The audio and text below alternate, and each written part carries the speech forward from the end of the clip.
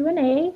My name is Tracy Matson. I'm a certified professional dog trainer in Utah, and I'm excited to be here. If this is your first time joining, please put your full name and your city, or I mean your state or country, so that I can enter you into the drawing.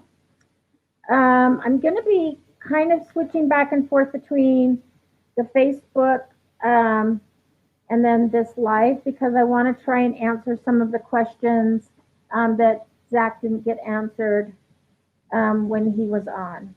So I know I'm not Zach George, and I probably won't answer it as well as he could, but I'm going to try and answer as many as I can, depending on how many, hey Emily, depending on how many questions we have tonight. But I'm going to try and answer as many as I can from the thread. And I'm going to be writing names down while I'm doing this as well. So, hi Julie, how's the new puppy coming? New York. Okay. Oklahoma, hi Nicole. I saw when Natalie posted about the, I've been gone all day. It's been such a busy day. So I barely just walked in, fed my dogs, and opened my computer. I was actually going to do this at my office tonight, but I didn't have time to go back. But I saw the post from Natalie where she was telling about the live tonight and said, ask Tracy about bilingual dogs. So once we get a few more people on here, I will talk about that and why it's a joke, but I will talk about bilingual dogs. Okay, so while we're waiting for a few more people to get on, I think you guys can still see me even if I switch over to the Facebook, because my camera's still going, but let me know if you can't hear or see me. Okay.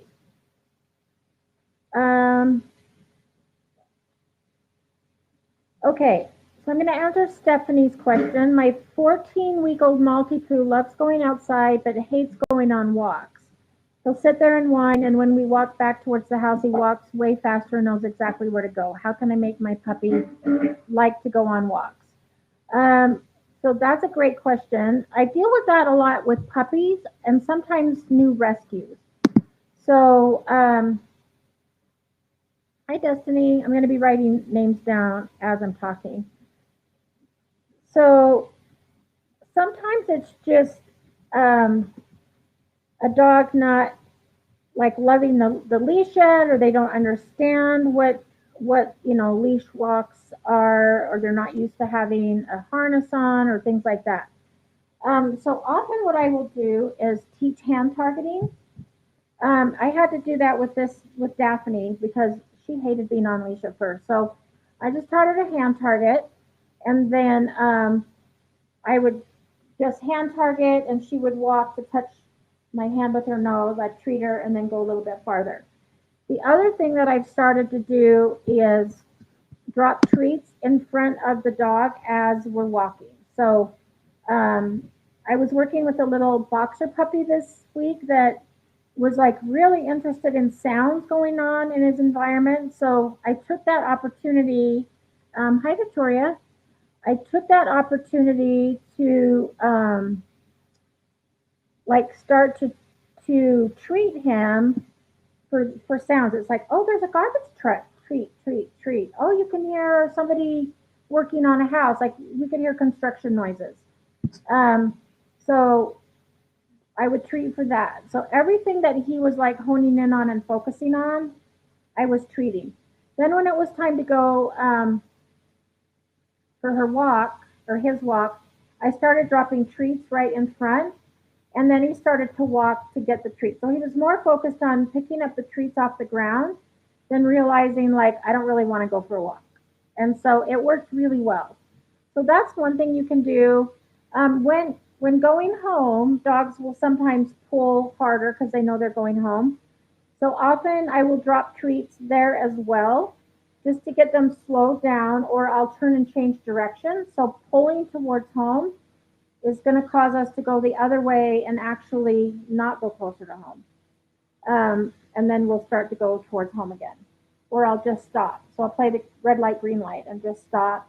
And then when they stop pulling, we go again. So those, I would try those. I use hand targeting and dropping treats a lot for dogs that don't want to walk. Oh, okay. So I'm going to read. This is actually a really good question, and I'm going to demo this since I have Miss Jade here. So Julie got a new puppy, and says she's good. We took her to the vet for regular checkup, get the rest of her shots. It turns out she has an ear infection in both ears. We also took to go to as well because she had gunk in her eyes, and it turns out she has pink eye. Oh, lovely. So yes, the fun part is drops in ears and eyes. So there's a whole new concept out there called cooperative care and low stress handling. And so I had a dog, Piglet. I love that dog, and I miss him so much. But he was very hard to work on because he was so. Maddie, you gotta wait your turn. Sit. Okay, wait. He was really hard because he'd been abused, and so if he saw me with eardrops, nail clippers, he would start to show his teeth and try to bite. So it was really tough. So what we did is I actually have some. This is like spray, because Daphne had diarrhea, so she had like 2 Bombas a day. But what I would do is, let's say that this is the eardrops. I've got Maddie and Jade right here wanting treats. Maddie's on prednisone, so she's always hungry. So I would like show her this treat, show her this treat. And because Daphne, you can't see her, she's over here being very calm, I'm going to treat her too. So I would like just show your dog the eardrops, eye drops treat. And you can do this with nail clippers, you can do this with anything. Then I would take it and maybe like go towards the ear, yes, and then treat. So go to the ear, treat. Or like just take it to the eye, treat. So you're gonna do. I'm doing it much faster than I would normally do, but then you can like pull the eye up, treat. I would actually touch the ear. Let's see, let me turn this so you can see. I would like touch the ear, treat. You notice I'm letting Maddie back away. I want her to back away if she's not comfortable, but she's coming closer again and giving her, yes, good girl. So that time she didn't back away. So giving her choice and control, she knows she can back away if she wants, but then if she lets me touch her ear, good girl, then I'm going to reward her for that. Same with Jade, good girl. So since this is not eardrops or eye drops, oh, Daphne, I'm sorry, I'm ignoring you. Then I would maybe like pull the eye up, pretend to drop, but treat. So let me do this with Maddie so I would like pull the eye up, just go above, not do anything, treat. So you can actually get them used to husbandry and having things done very slowly like that. So there's a really good book, and I probably took it to my office, but it's actually called Low Stress Handling and Cooperative Care.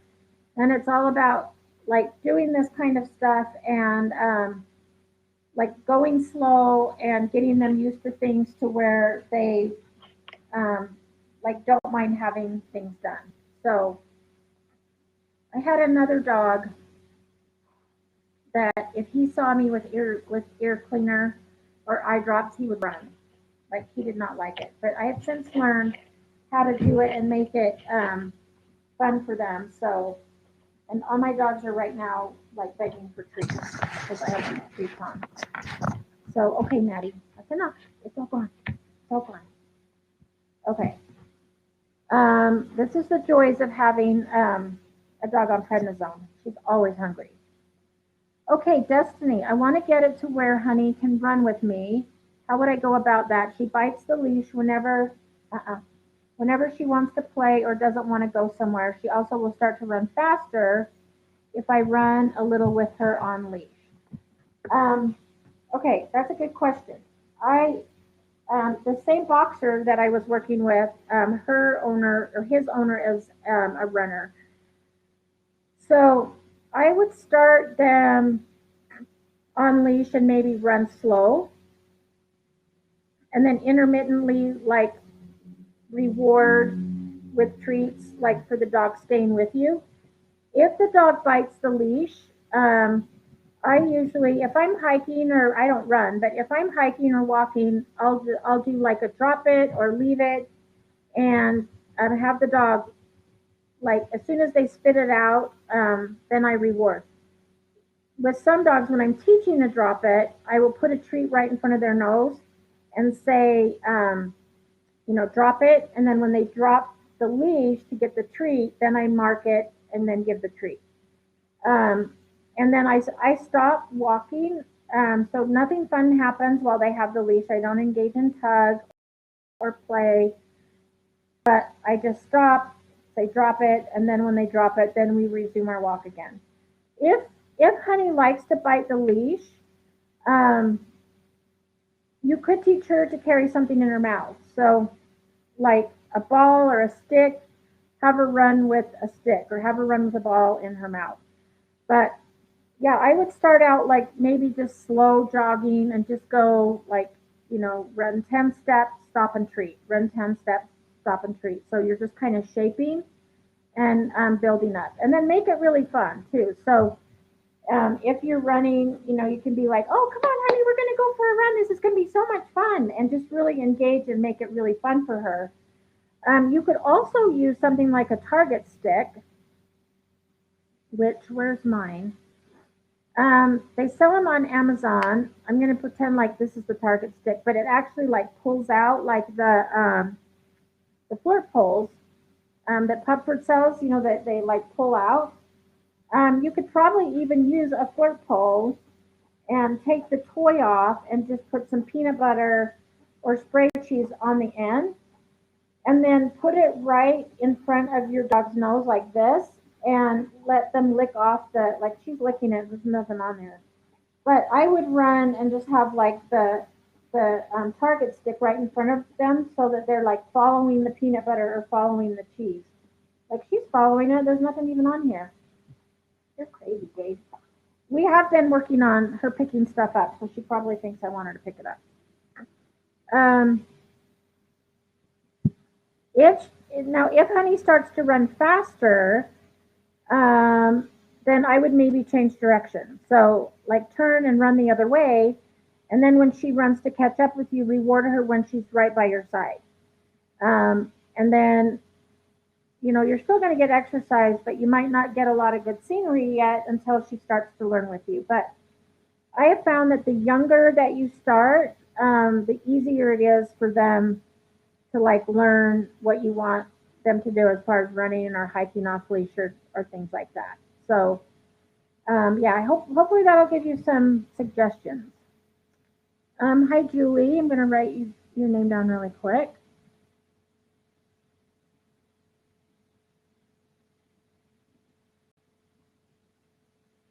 Okay. Okay, yeah, it's so hard because she's so strong, so she probably thinks I'm participating in tug because I have to plant my feet on the ground and use both my hands. So another thing that you could do is step on the leash. So I call that putting the dog in park. So I step on the leash, and that way they can't really grab it to engage. Or if they do pull on it, like then you have, and I probably have more body weight than you, but I step on a leash and the dog can't like pull or do anything. And so I kind of use my body weight.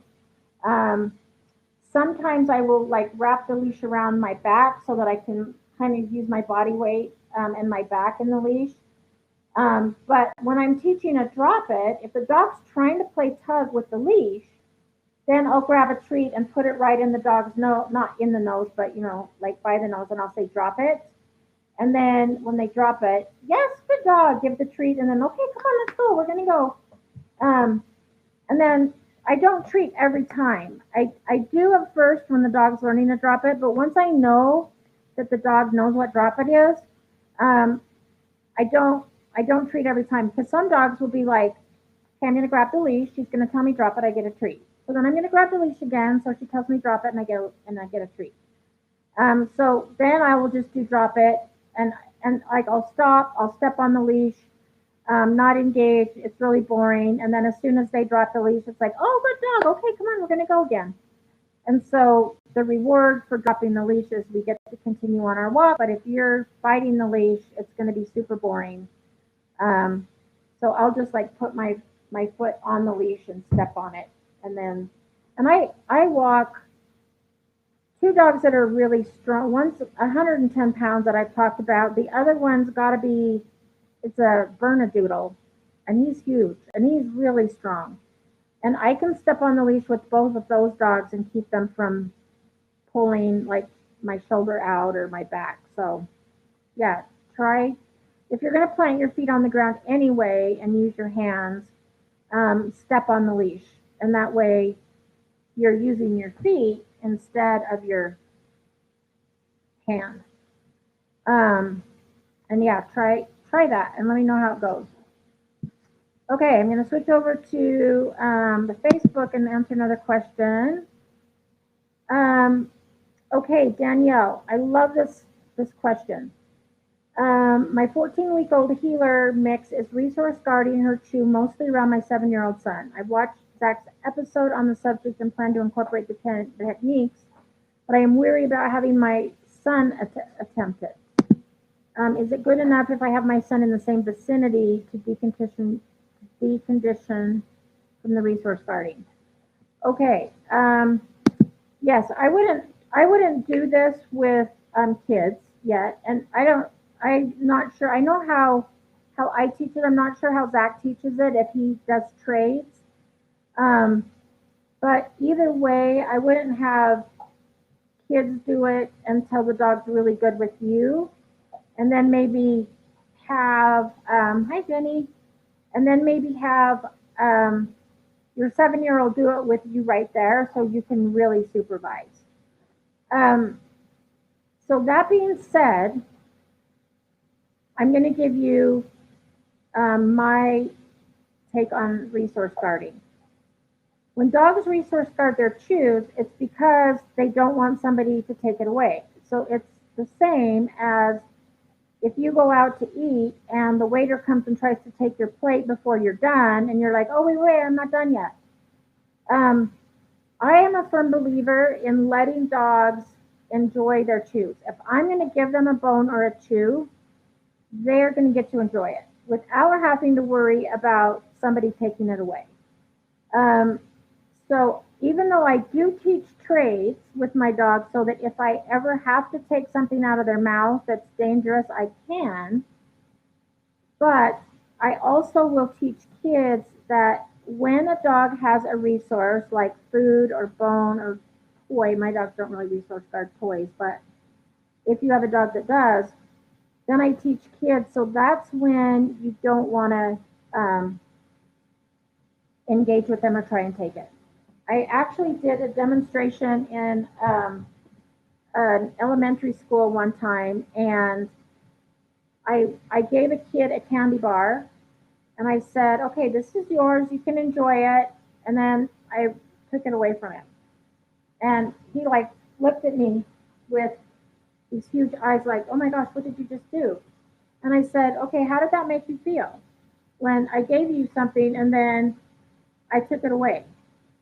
And it kind of let the kid see like that's how your dog feels if you give him something, but then you take it away from him. Um, so I said, what would have been nicer is if I give you a candy bar and actually let you enjoy it and keep it rather than me trying to take it away. And I said it's the same with dogs. So if they have their food or their chew items, you let them enjoy it, and don't try to take it away. So I teach. That's what I teach kids. But yes, you can still teach the trades or whatever Zach has you do. You could practice that first with you, and then maybe have the kid or your son um, sit right by you, and then practice with the son. So that, but you're right there, kind of controlling it. So I would kind of go in that sequence. Okay, Nicole. So last night I was walking with Wilma, and we have gone many different places. But last night we went to walk down one street, and Wilma seemed really nervous and didn't want to walk there. I tried for a little bit to get her with a treat, but was too nervous to take the treat. We went a different route. That was probably a good call. Something down there might have been making her nervous. I'm gonna, in fact, speaking of, I'm gonna take treats off right now because I don't want my dogs resource guarding while I'm trying to talk to you guys. So, um, so yeah, I like to give dogs choice and control over what they want to do. So if there was something scary down there and Wilma didn't want to go down there, like taking a different route is great. I mean, what that does is it builds trust between you and Wilma. So Wilma knows, oh, okay, if I'm scared and I don't like something, um, mom's not going to make me go down there. And so I think that's awesome that you didn't force her to go down there. And yeah, I would have tried treats too. I would have tried like, oh, let's just here's some treats. You could try dropping treats, but if she's like not having it, um, there's a difference between pairing something scary with treats, but then there's also like bribery. And so if she doesn't want to go even with treats, then I wouldn't force her. I'd be like, okay, no worries, we're going to go this way. There could have been something um, down there that she could smell or hear or just didn't want to go down there. So I think that was great what you did. Tried with a treat and then turn and go a different way. I think that's awesome. So 2 thumbs up for you. Anita, welcome. Florida. Okay, I'm going to switch back to the Facebook and answer a few of their questions. Um, okay, Emily, my 11-week-old foxhound mix whines a lot. I think boredom and separation anxiety. We try to get him tired, but it is hard at his age. He doesn't walk well, smells everything forever, and doesn't know fetch. He is doing great with the app. We are on day 12, but the constant whining, even with great chew. My main question is this the hardest age? No. Um, sorry, but it's not. But it depends on the dog and it depends on the breed.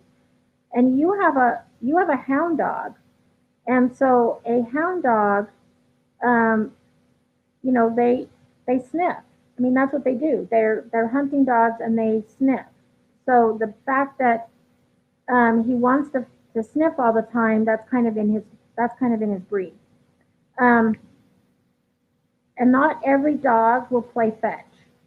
Like labs and retrievers, like they were bred, and it's in their DNA and their genetic makeup to fetch. Not all dogs will fetch. Um, I had a German Shepherd that would fetch forever.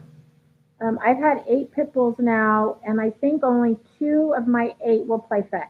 Like if I throw it, they'll bring it back. The other ones will chase it, and then as soon as it stops, they're like, "Oh, this is boring. We're going to go do something else." Um, so the rest of her question, he is doing great. Oh, sorry. People are scaring me that it only gets worse when they are a teen. Um, tell me if I stick to the app, it gets easier.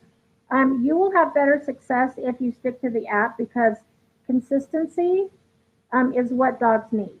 So your dog is only 11 weeks old, still really young, and I do ignore whining, but then I also replace it with something else um, that I can reward.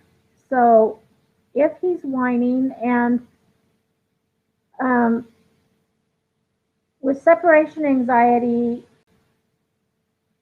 we it's kind of a, I'm trying to think of how to answer this, because with true separation anxiety, we do want to let them out, but with puppies, we don't want them to think, oh, if I whine, then I get out of my crate. So it's really important that with puppies that they learn that I leave, or that you're going to leave and that you're going to come back. So that's important to do that so that they don't develop separation anxiety, because then it can be really hard to fix.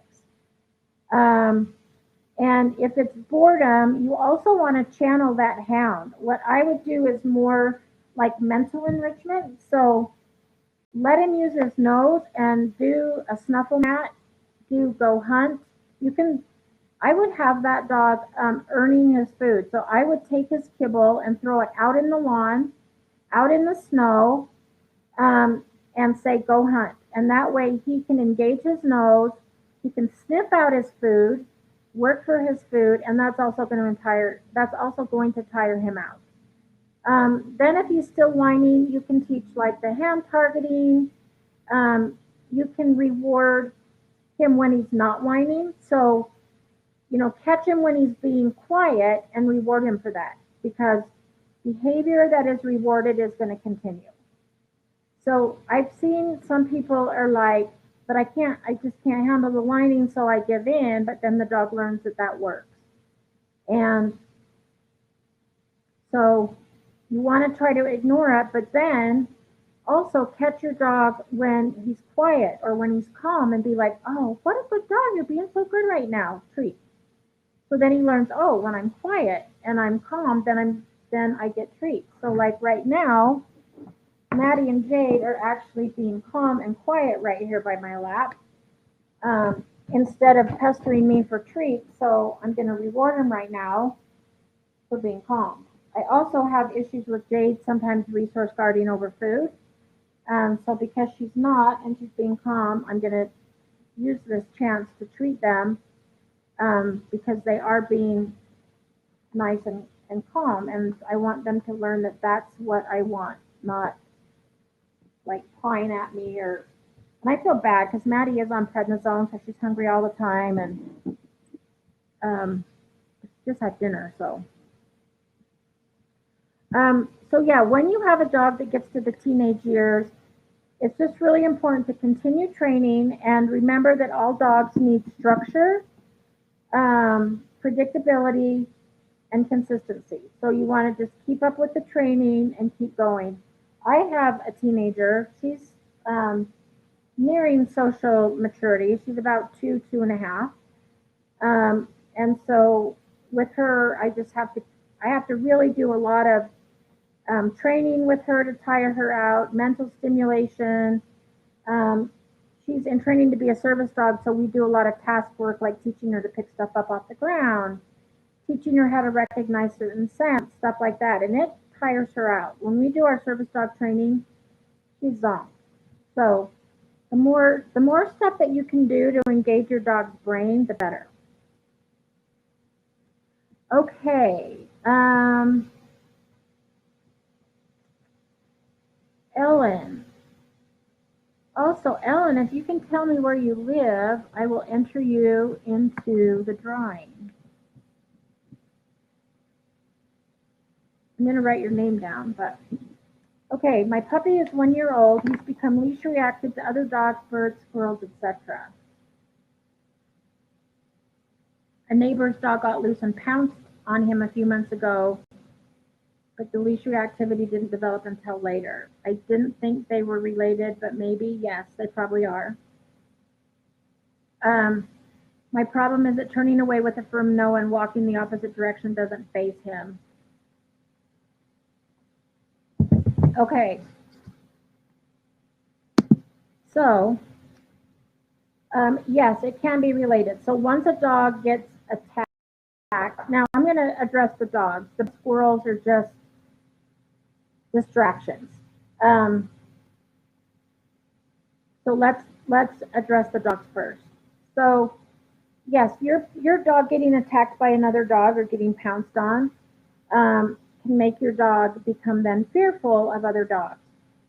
So the fact that when dogs are faced with what to them could be dangerous or fearful, they go into fight or flight mode. And when we have a dog on a leash, we take away their flight. So then they feel like all they have left is fight, which is like growling, lunging. And it's basically telling the dog, move away. Like that's distance increasing behavior. He's trying to increase distance. He wants dogs to move farther away because he's not comfortable.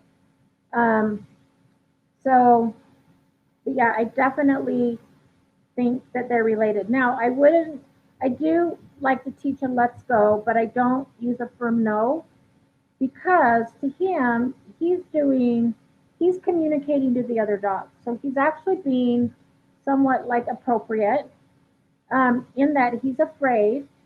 He can't run away because he's on a leash. And so he's basically telling the dog, I am not comfortable, so you need to back off. Don't come any closer.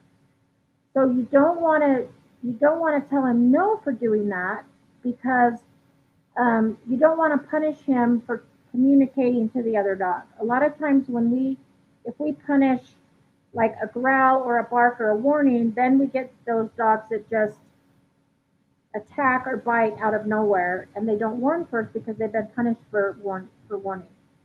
And just saying no to a dog doesn't give them enough information. So to him, it's like, no, don't bark, don't um, lunge, don't wag my tail, which he's probably wagging his tail very stiffly at that point. But it doesn't give him enough information. And he's doing, what dogs do, he's communicating. So what I like to do is teach like, let's go, and then turn and go the other way. But sometimes I will use high value treats and put the treat right in front of the dog's nose and turn them away. But if you see another dog and you know your dog is going to be reactive, try to turn before your dog is engaged and over threshold. So there's a couple of reactive dogs that I work with, and when we go on walks, if I see a dog way up the road, before this dog has the opportunity to react, I'll turn and go the other way, and I'll say, okay, let's go, or let's go this way, we're going across the street. And I try and keep the dog under threshold. We also, on our walks, we do a lot of like, watch me. We practice what I call come front, which means I pull the dog around, sit, watch me, and then I continue to treat. And then I would start working on the engage, disengage that you've probably seen people post. If you haven't, if you email me, I will send it to you. It's just tell me that you want the engage, disengage. My email, I will type it in. It's Tracy with an I at pupford.com. So what I do is I start, as soon as I see another dog, I stop walking because I don't want to decrease distance too quickly. So I stop walking and then I do the engage, disengage. So the dog looks at the other dog and I click and treat. I do use a clicker for this because I want the sound of the click to tell the dog, oh, I just heard the clicker, that predicts a treat. So where's my treat? It's not an attention getter. So the dog has to look at the other dog and stay calm. If he's not calm, then he's too close and you want to back up and increase distance.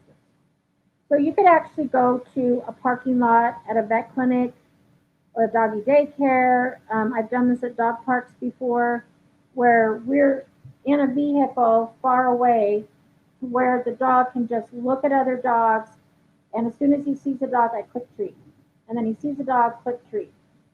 And then I do that maybe 5 to 10 times, and then I'll say, okay, are you ready to go closer? And I'll go one step closer.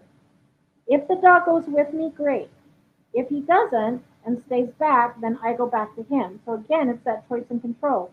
You want to let your dog have the control to say, I'm not really ready to go closer yet. So it's like, okay, we'll work from right here.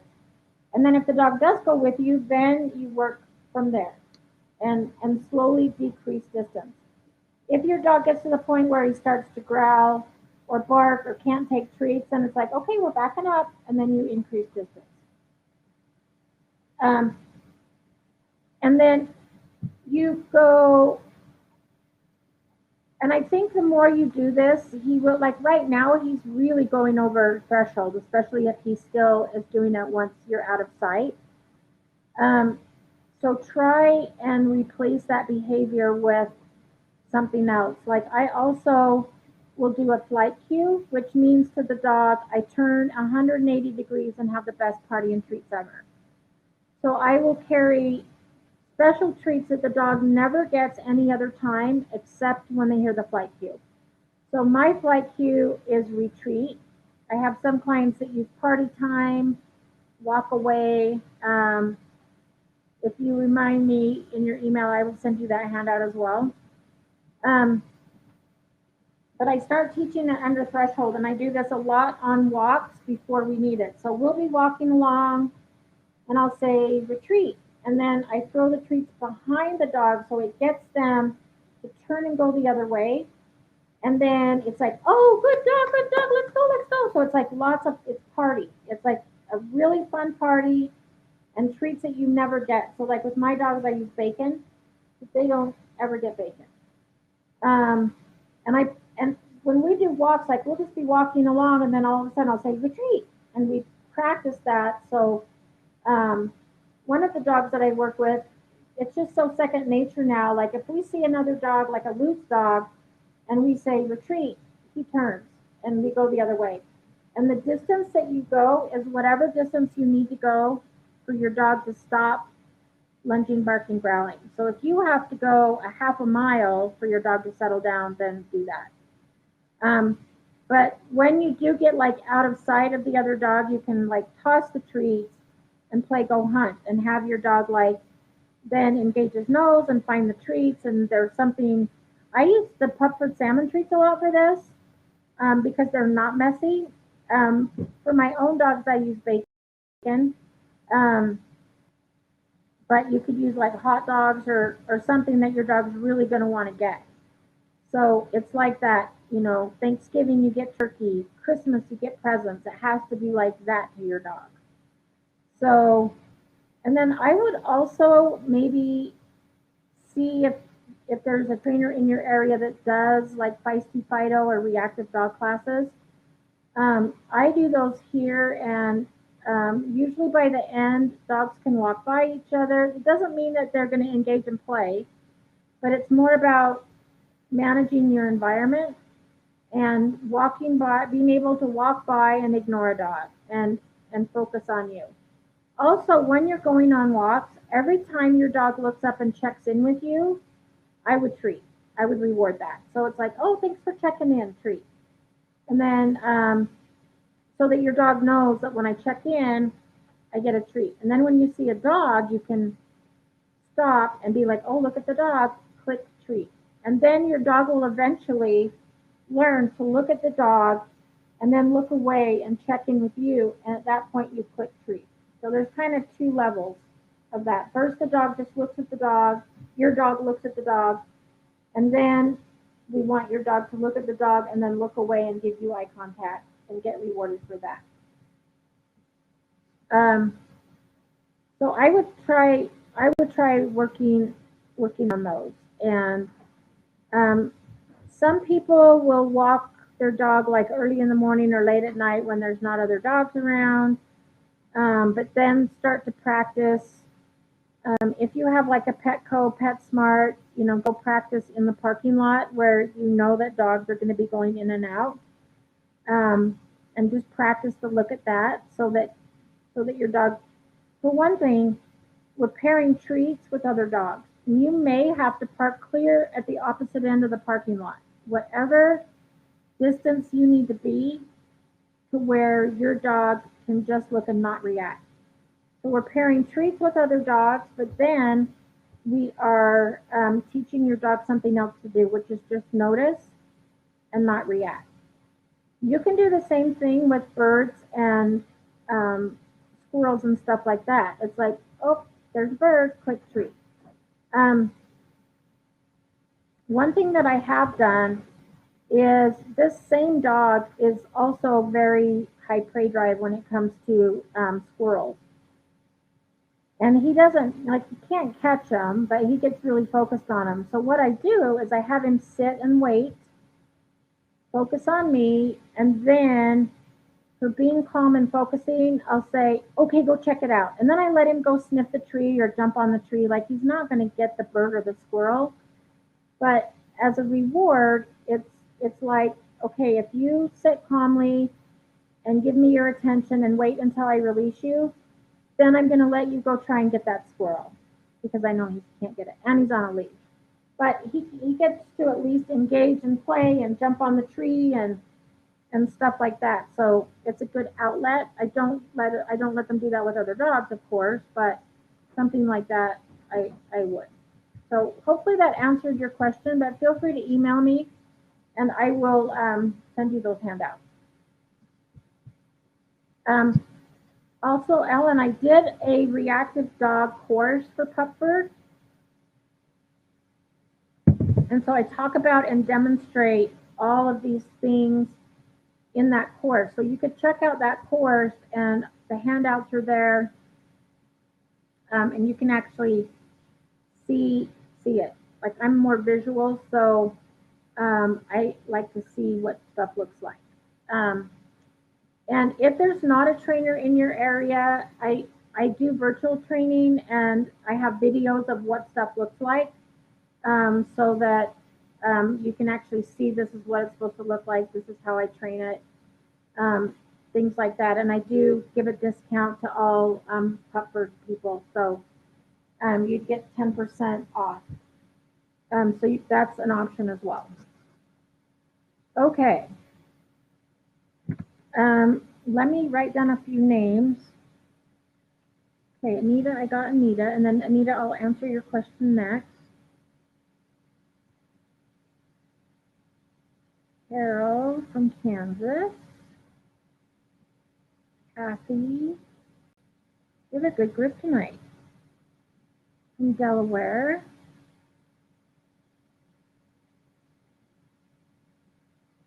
It's been so long since I've been in school that I still remember the 2-letter abbreviations for most of the states, but I honestly cannot remember the abbreviation for Delaware, so I just wrote it out. Is it DL? Anyway, just so I don't get it wrong, I wrote it out. Okay, so I'm going to go back to Anita. My 2-year-old rescue is usually well behaved, but last 4 nights gets the zoomies after dinner. I have to raise my voice to get her attention. I don't like to do that, but she's so out of control. I can't get her to go outside or to her kennel. Any suggestions? Yeah, so dogs are most active sunrise and sunset. So morning and evening, they will tend to have more energy. Um, I I also like to, again, I think it's cute when dogs get the zoomies, so I will let them run around and get all that out and have fun and play with it. Um, One thing that I would do is maybe do some flirt pole work because that teaches impulse control. So don't chew on your feet are so cute. I don't want you to chew them up. Um, so doing like the flirt pole and having your dog sit and wait while you like lower the toy and then you say go and then you start to like move it around in a circle. And so your dog gets to chase, grab the toy. You can play tug, engage, and then teach to drop it. Then your dog drops it, and then you pick it up. And then you wait. And then, depending on how well the dog does wait, sometimes I'll just do wait and then throw it out and say go, and then you can go the other way. With a flirt pole, you don't want to go back and forth because you don't want them changing directions that fast because it can hurt their joints. But for an older dog, like a 2-year-old, so now when I do this with Jade, I will tell her to wait and I will drop the toy and get it on the ground. And she has to wait till I say go and then she can chase it. So it teaches impulse control, but it also teaches like an off switch. like a turn off switch, not a jump off switch. But as soon as I say drop it, then when she's learning drop it, I'll stick a treat in front of her nose and say drop it, and then reward her for dropping it. And then I take the toy again, and we do it again. So that way, it teaches a go, and it teaches like, hey, drop it, or you can say stop. So you have a go and a stop. But that kind of teaches the dog an on-off cue, and the dog's going to pay more attention to you because you control the toy. So it's like, okay, you gotta wait, and then I'll tell you go, and then you can get it again. So then when your dog has the zoomies, you can use something like like a watch me cue, or do you want to play flirt pull? You could also redirect to like a snuffle mat or something for more mental stimulation, to get her like worn out that way. Um, but yeah, that's what I would do. I like to use flirt pulls for um, impulse control and to teach like a stop and go cue. Um, and and then if you want her to go outside or do a kennel, like you could make it into a game, like, oh look, I have the flirt pull, or I have your ball, or I have something. Let's go outside and play, and then go out and throw the ball a few times or play with her a few times. I'm guessing that you want her to go outside to go potty or to her kennel because it's like bedtime. So if you give her a treat to go in her kennel, you could do that.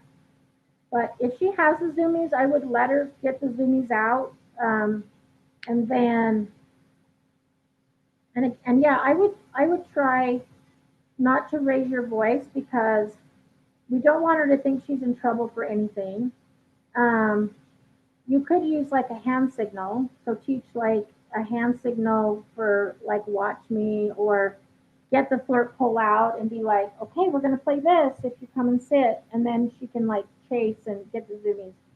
When I've done flirt pull training with puppies, we usually play for like 10 minutes and then they go lay down and they are crashed. Like they are zonked out. It really does wear them out. Because they have to think and use their brain, but they still get to run and chase. They get to grab, they get to shake, and then they give it up, and then we do it again.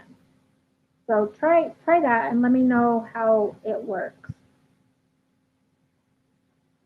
Okay, Kathy. Oh, you're from Georgia. We have two from Georgia tonight.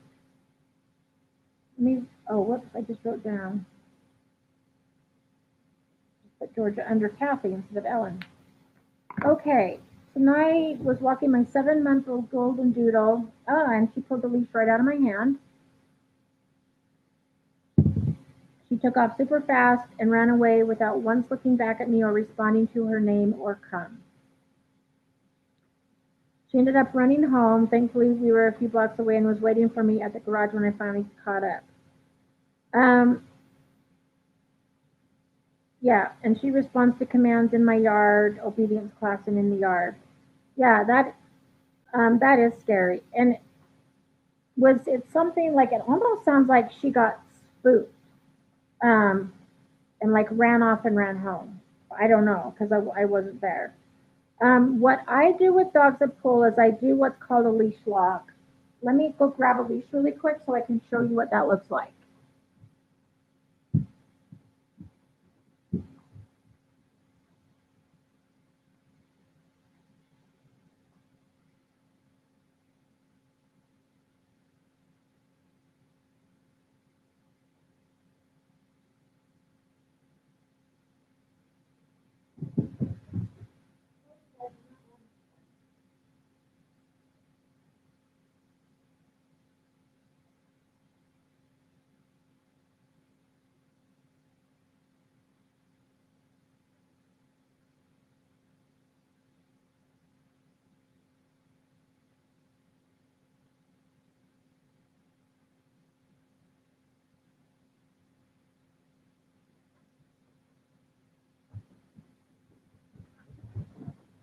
Okay. All of my leashes are in my car. Oh, hey, we're not going anywhere. over here. And I just got this new like hands-free leash. So I'm gonna kind of make a regular. Jade, please. Uh-uh. Uh-uh. Stay over here.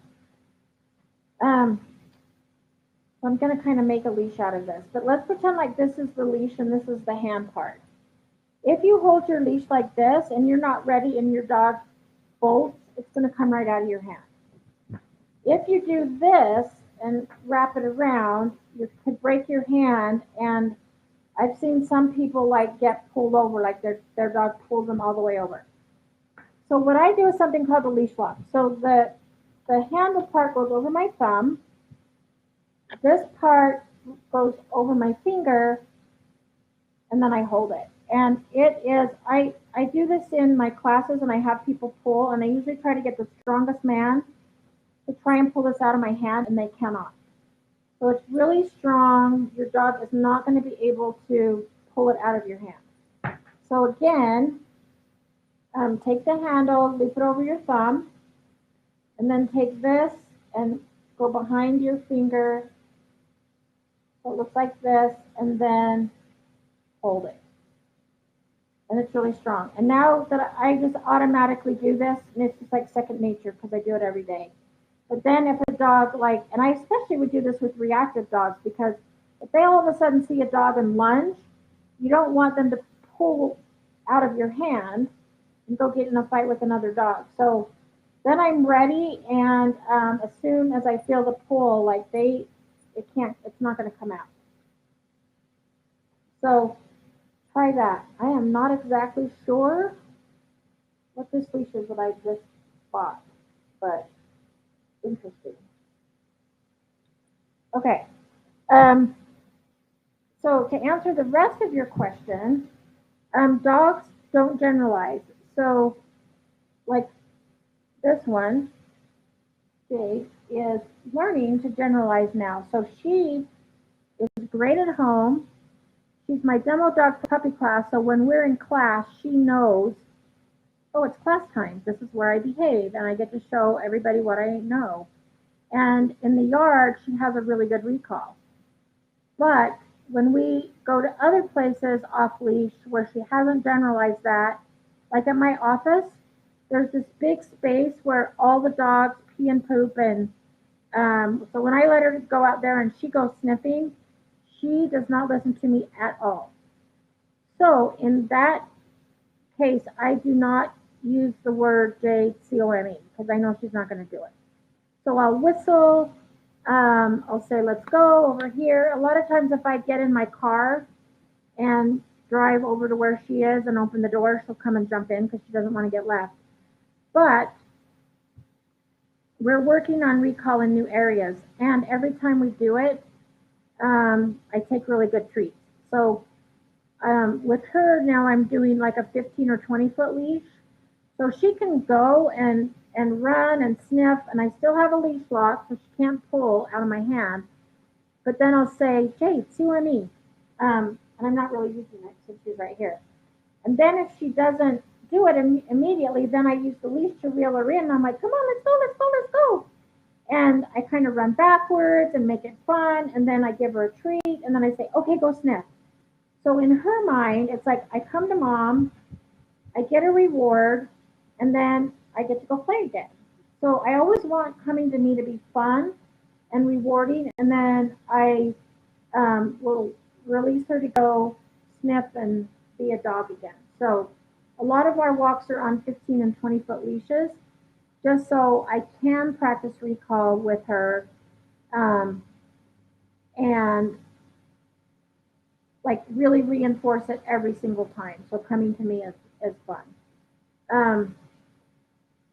One thing that you could do, like if your golden doodle like just bolted and took off, if you chase, a lot of dogs like the chase game, so they'll keep running.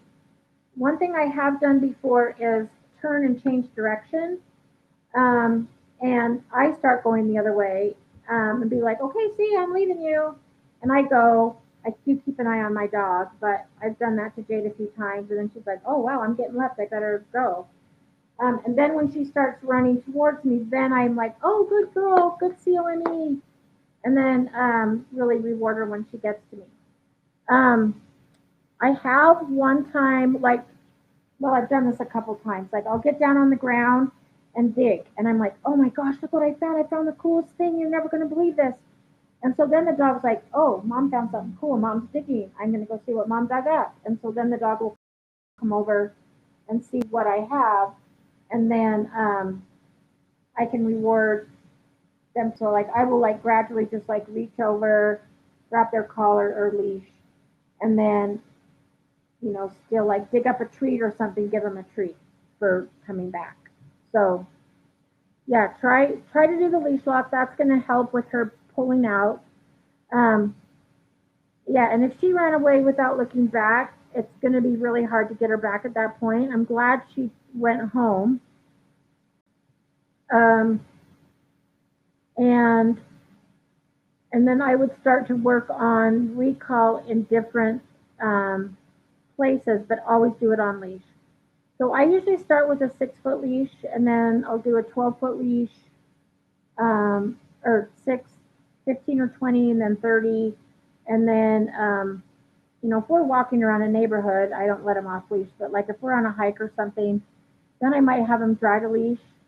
And then I would try to go to different places like enclosed tennis courts or a dog park when there's no dog, and practice where your dog can't like run away from you.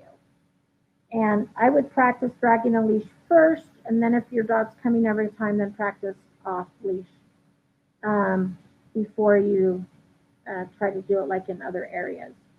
But yeah, if she took off really fast and didn't like look back, it almost sounds like she was scared of something or something frightened her and she like bolted.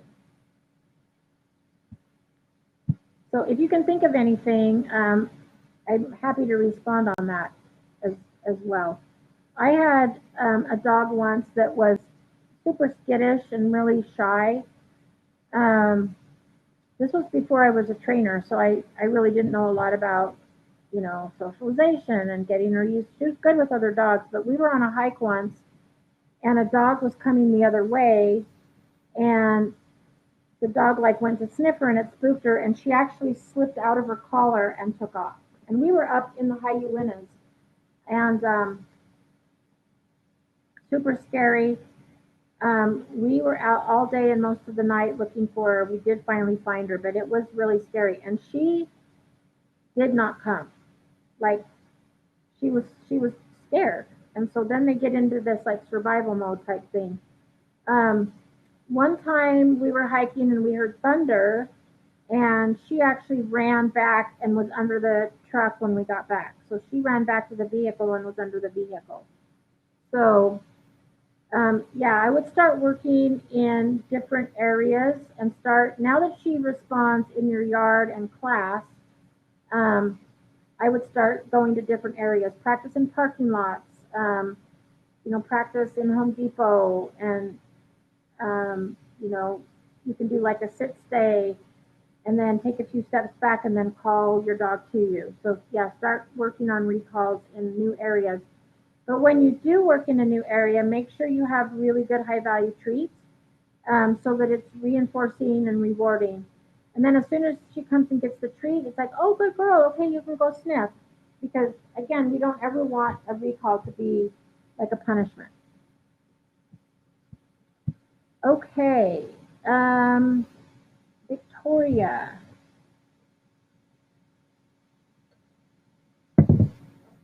My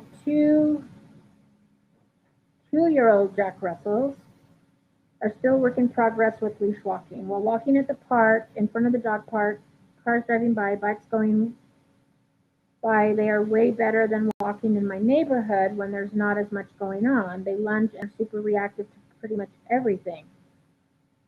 That is very interesting. Um, that's interesting that they're better with distractions um, than walking in a neighborhood where there's not a lot going on. So if there's not a lot of outside stimulus, what are they lunging and being reactive to? Because that's what I would want to know. With any dog that's reactive, I always go back to doing the look at that. So if they do start to react, then increase distance and just be like, hey, let's go. We're going to go this way. Or stopping and doing the look at that, quick and treat when they look and stay calm. I would walk them separately though, because they could also be feeding off of each other. And it's going to be hard to do the click with the look at that with both dogs because their timing is going to be different.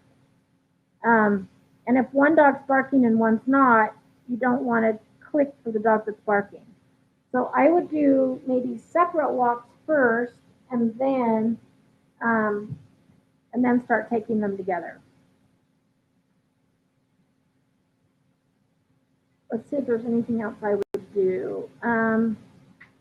When you're walking and they're being really good, every time they check in with you, reward them. So if they look up at you, it's like, oh, good, watch me, and treat. So that they learn that that's what's rewarding. Um, and I would need a little bit more information, like in the neighborhood, what kinds of things are they reactive to? Okay, Nicole, will this work for dogs that are too friendly with other dogs? Moose really tries to pull to play with all dogs, loose dogs on walks. Um, yes. So this works for that too. So I like to teach like impulse control too, like sit and wait, and then you can go up and say hi to another dog as long as the other dog's friendly. Um, so like just having like a sit and a wait, watch me.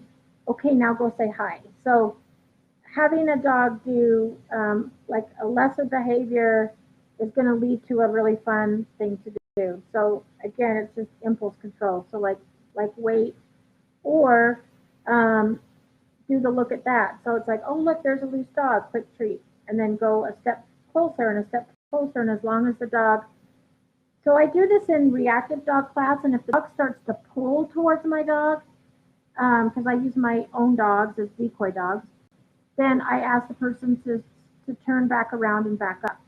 So they don't get to engage with my dog if they pull. But once they get about 5 feet away, then I say, okay, do you want to check it out? And I let them come up and do a quick butt sniff or something. So yeah, it's all about controlling the distance, teaching the dog some impulse control, not pulling to get what they want, but again, showing impulse control. And then if you think the other dog's nice, then it's like, okay, go say hi. Now, sometimes if there's a loose dog and the dog's running up towards your dog, there's not a lot you can do because you can't really control the distance. You could treat bomb the other dog. So because I walk some reactive dogs, I always have treats. And if there's a loose dog that comes running up, and I know that the dog I'm walking is going to be reactive, I will take the treats and throw them at the other dog, and the other dog will stop and get the treats, and then I can go the other way and get the dog I'm walking the other way. So yeah, I would try that.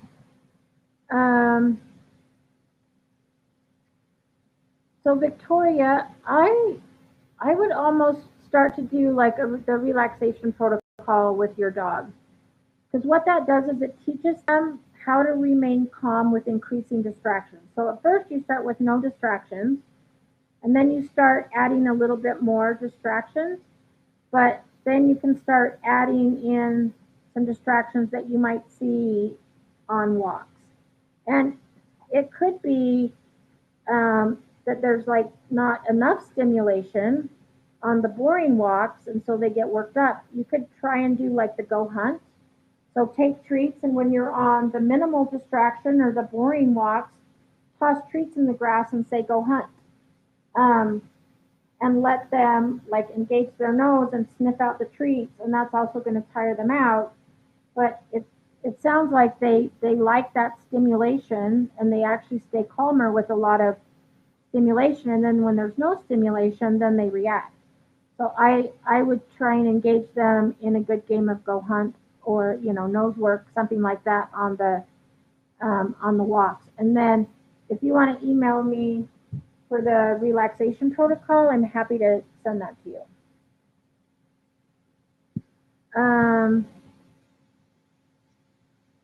Oh, so Tracy, you're doing the the reactive dog course, right?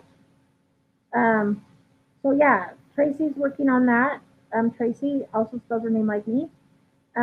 She's working on the same one. So yeah, you can check that out because it's going to be a lot cheaper than taking an actual reactive dog class. Um, oh, DE, that's right, Delaware, DE. I'm going to make myself a note. So for next time, I can get it right. Okay. I'm going to answer this question, and then I'm going to talk about the bilingual thing that Natalie posted about today. So Anita, she runs into the furniture and knocks things over.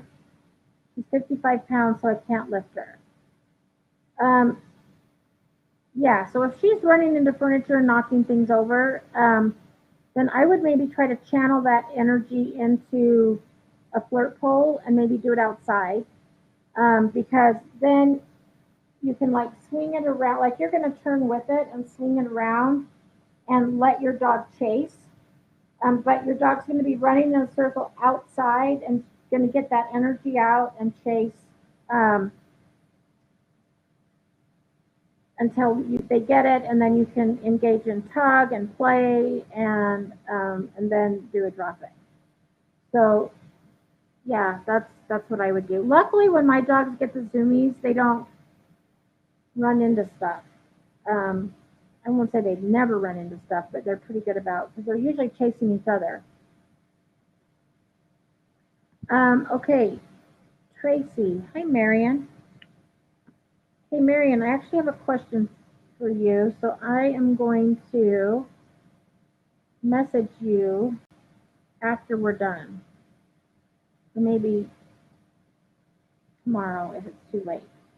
It's a service dog question. Okay, Tracy, when teaching drop it, do you just hold it still until they let go? Yes. So I don't engage in tug. I'll just like hold it still, put a treat in front of their nose. Let's see if I can do this with Maddie or with Jade without Maddie hearing the treat and coming running up.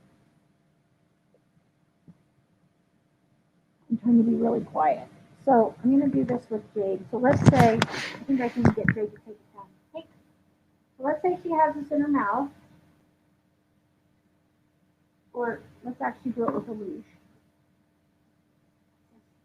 Okay. Okay, so she's got it in her mouth. And then, yeah, I would hold it still. And then I would put a treat in front of her nose. And then as soon as she drops this for the treat, then I would mark it with the clicker yes. And then give her the treat. She spit it out, but she knew how to treat. But yes, I will hold the leash still and not engage in tug and just keep it still, put the treat right in front of their nose and just say drop it. And then if your treats are good, they will drop the leash to get the treat. And then I'll say, yes, good drop, and give them the treat.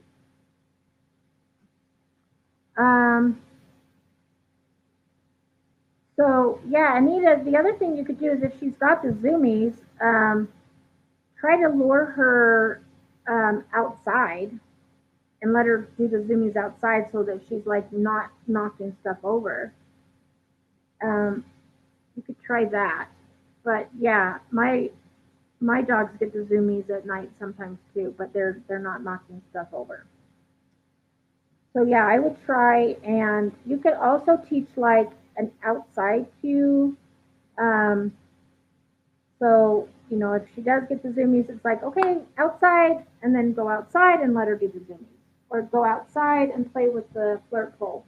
And depending on how your house is set up, you could, if there's a spot that you could do the flirt pole inside, then when she's doing the zoomies, be like, oh, look what I have. I have the flirt pole. Do you want to play? And then have her sit, and then go, and then have her chase that around and get her zoomies out. But it's in one area, and she's not going to be running around knocking furniture over. Okay, Maria, yes, I need to know that you're in Puerto Rico. I'm so glad you learn a lot. I love doing this. Jesse from Washington.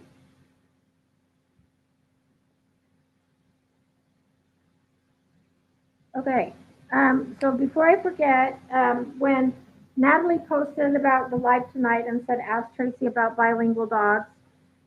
So I was at Pupford on Monday filming a little, it's going to be like a little 10-minute thing on the 4 quadrants. So positive reinforcement, negative reinforcement, positive punishment, negative punishment, just so people understand what they are. And then I also talk about the humane hierarchy. And Natalie had to take Jade for part of it, and she was trying to get her to go to the down, and I said, oh, her word is plots, because I train my dogs in German. But I said she's kind of bilingual because I teach her in German, but when we're in class, I'll do the English word for the sake of the class, and then I'll do her German word. But some words she's learned, and sit and seats are very similar. So if somebody says sit, she'll sit because it's so close. And just because in class we use English, and then, well, I use both, but then when I'm training her on her own, I use German. So anyway, Natalie thought that was cool. I said, yeah, my dogs are somewhat bilingual because we use English in class, but my own training, I use German. So that's what that was all about. The other reason that I like to use a different language is my first real working dog was a search and rescue dog, and he came to me trained in another language. And so I just kept it, and then all of my dogs have overlapped. So just for consistency, I've done them all in German. The reason that I've kept it up is because when Jade jumps on people, which she does very frequently, they'll say down. And I'm like, it's off. So, because down is lay down. So if you're doing English, like if a dog jumps, you want to say off. So think of get off. Or if you have a dog that jumps on the counter, it's off, not down, because down is lay down and off is like get off. Or I hear people all the time say sit down. I'm like, that's 2 different things. Do you want your dog to sit or do you want your dog to down? For me, come and here are 2 different things. Come, for me, means come sit in front of me. And here just means come back to my general area. So it's just like come closer, you're getting too far away. So if somebody says come here, that's like, okay, that's 2 different things. So just so that other people that don't know can't screw up my dog, I choose to train them in a different language. So if somebody says down for like jumping, they're not going to listen. I have to say like absteigen, and so that means off, so or get off. But they can't confuse my dogs by using the wrong word. So that's why I train my dogs in a different language. Okay, Kathy.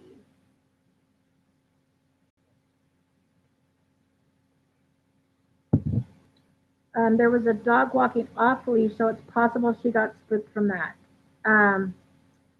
Yeah, that could be, because like when I was walking Nika, the other dog really didn't do anything except like went to try and snip her, and she got scared and bolted. So, yeah, if she got spooked from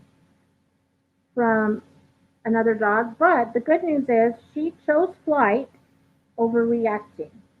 So instead of reacting, she chose to flee. So she could have felt threatened or afraid, and she chose flight. I mean, it's not always good if your dog like runs into a road and gets hit by a car or something like that. But the fact that she chose that instead of like attacking the other dog, I mean, I think that's a good thing. But I would maybe do some more socialization if you can with your dog so that your dog is like not afraid of other dogs. Um, and can like just I would do the look at that. Even though your dog's not reactive, I would pair it with good things. So like, oh look, there's a dog, treat. Look at that dog up there, treat. So then your dog's like, oh, I like it when I see other dogs because I get treats. Um, Tracy, so yeah, so I'll say out, or I use aus because that's the German word, but most people want to say drop it. So if they have something in their mouth, then I'll put the treat up to their nose and I'll say, drop it.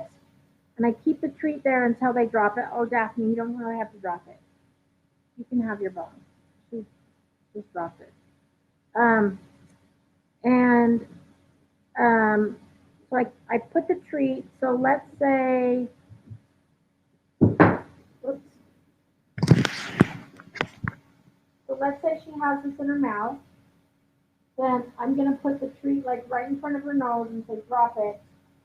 I don't really have a treat, but and then as soon as she spits it out, then I mark it. So I either click or say yes, and then give the treat. Maddie, there's no food. That's why I didn't do a treat, because I knew Maddie would come running. So let me make sure. Yeah, so I will hold the treat there, say drop it, and then as soon as the dog drops it, then I will reward. And then start walking again. So it's like as soon as they drop the leash, then we resume our walk. So hopefully that made sense. Um, Destiny, how do you get your dog to enjoy being inside more? Honey constantly wants to be outside. That's that. My dog Daphne loves to be outside. She would much rather be outside than inside. So you can make like she'll come in for treats or for dinner. So if I go outside and say, Daph, dinner time, like she'll come running. But if I make it more fun for her inside, like, oh, we're going to do training, or I'm going to give you guys a yak chew, or you're going to get to do a snuffle mat. So what you want to do is make it more fun inside. So inside is where you get the stuffed Kong, or you get your bully stick, or things like that. So make sure that being inside is more rewarding than being outside. She likes being outside, so I let her. I have a dog door, so she can go in and out, but she prefers to be outside over inside. And usually she's laying by the fence, or she likes to lay under the tramp, and she just likes to be outside. So yeah, but if you want your dog to enjoy being inside more, then make it more fun to be inside and really rewarding. So that's where all the good fun stuff has to happen. Kathy, you're very welcome. I'm glad it was helpful. Hi, Cindy. Writing Cindy down.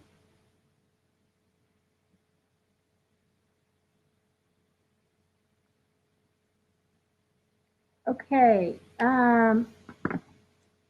Okay, Joey got his last two baby fang teeth out yesterday. He's acting like nothing happened. Sent you funny video. Oh, cool. I'll look for it.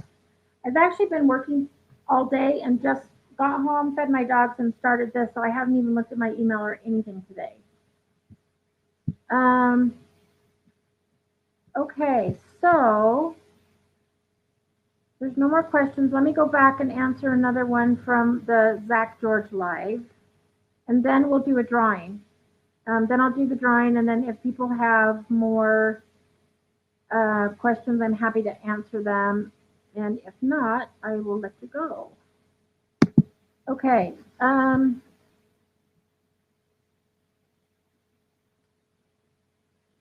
Okay. Yumi, my dog, a 1-year-old golden retriever, loves to play with other dogs, but he barks during playtime. I believe he gets overly excited and also tries to get their attention. How can I teach him not to bark during playtime? Um, so what I would do is some dogs like have different play styles, and they have like there's one I can't remember what they call it. I think they call it the shark and minnow game, but one will hide like under a couch or behind the couch and like run out and tag and then run back. So that's one style. One like some dogs like to chase, and one likes to be the chaser or the chasee. Some dogs we call the referee, which are the dogs that bark all the time. Um, what can happen is that sometimes it can make other dogs mad, like if they're getting barked at all the time, so they'll turn and like correct them.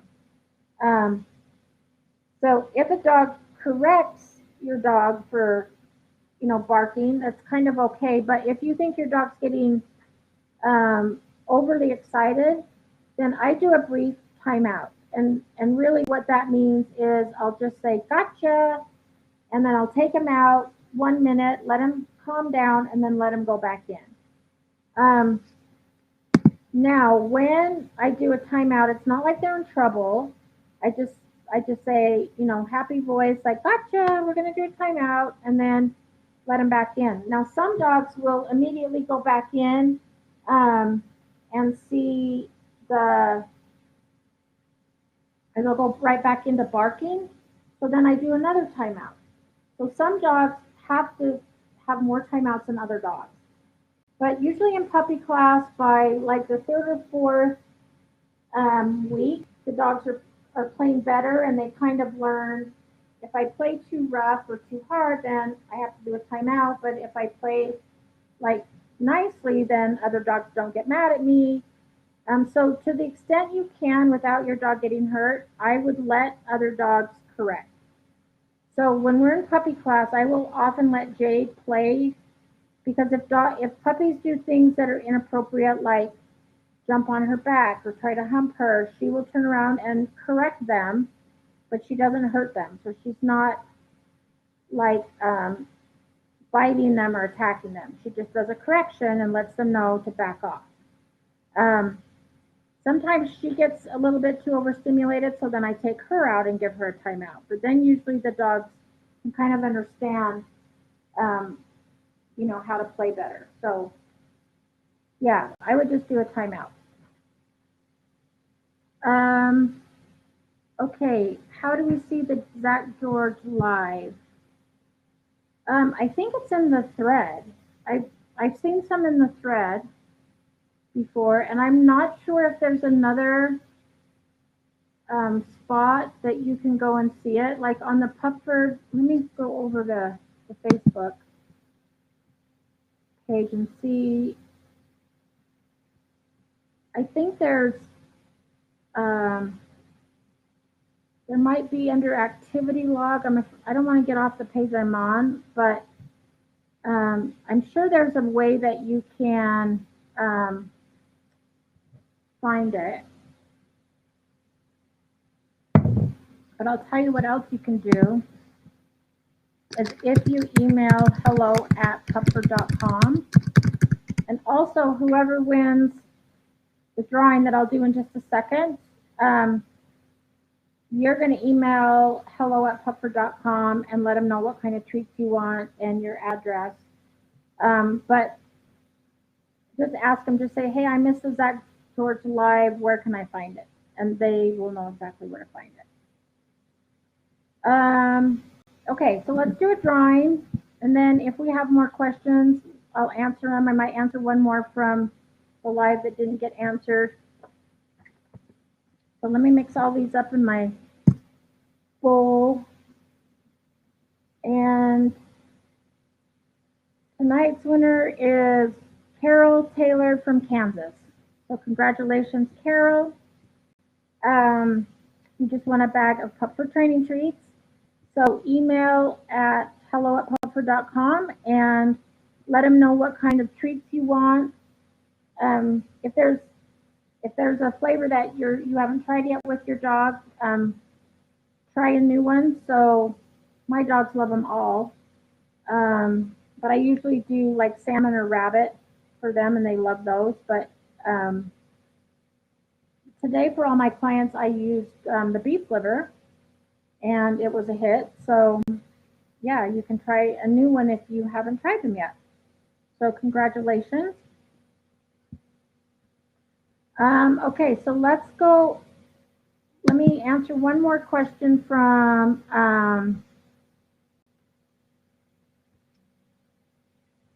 the live.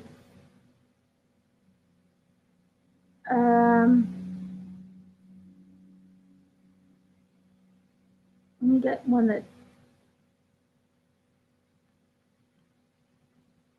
that somebody else that will be beneficial to all of you.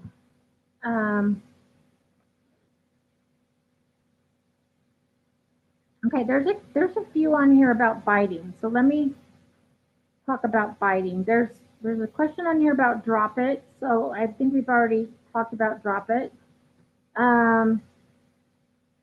So with biting, I use, and for those of you that have done my lives before, this is going to sound like a broken record, but I like to do a 3 strike bite rule. And I learned this from another trainer, and I think it's brilliant.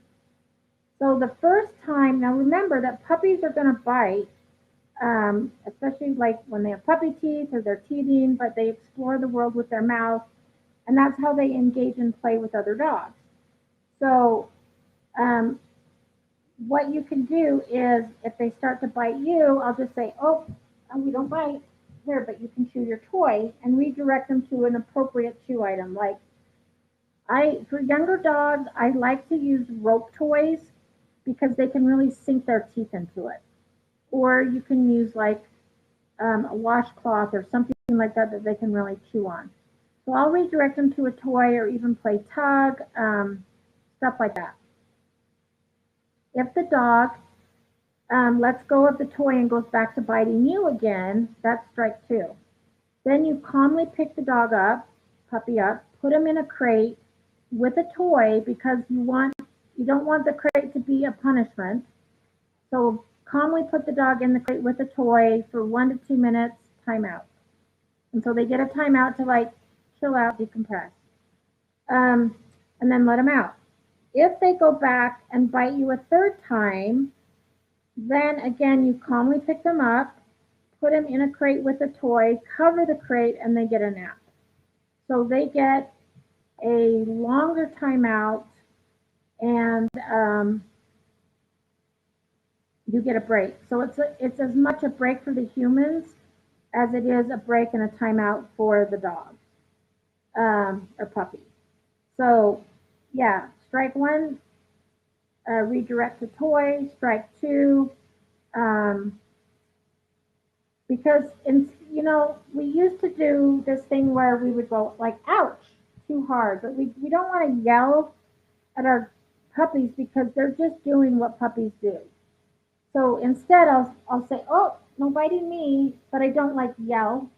But then I'll redirect to a toy. It's like, oh, you can't chew on me, but here's a toy. Let's play with the toy. And then if they go back to biting me, it's crate for 1 to 2 minutes, but with a toy. And then it's crate with a toy, cover the crate, and they get a nap. And you get a break. So that's what I do for puppy and biting.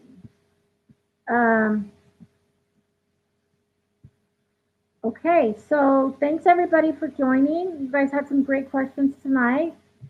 And look for the little one-off. I don't know how long it'll take to edit and get out, but we did do a video on Monday on the humane hierarchy, which kind of talks about the order that you kind of go through when you're working on a behavioral issue.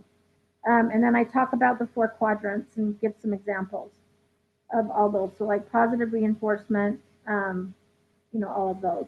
So anyway, thanks for joining me tonight, and everybody have a great week, and I'll see you next Wednesday, same time, same place. Okay, bye bye.